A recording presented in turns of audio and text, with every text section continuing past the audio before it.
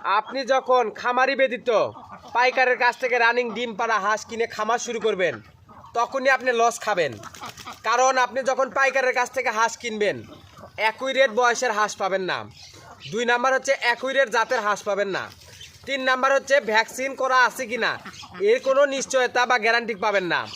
আর যখন আপনি খামারির কাছ থেকে হাঁস কিনবেন, তখন আপনি অ্যাকুরেট বয়সের হাঁস পাবেন, তখন আপনি অ্যাকুরেট জাতের হাঁস পাবেন, তখন আপনি ভ্যাকসিন করা আছে কিনা এর একটা নিশ্চয়তা গ্যারান্টি পাবেন।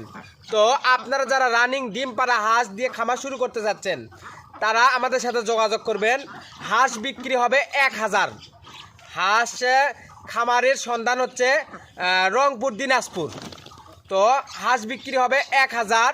হাঁসের বয়স হচ্ছে 6 মাস। হাঁসের ডিম আছে হচ্ছে 30%।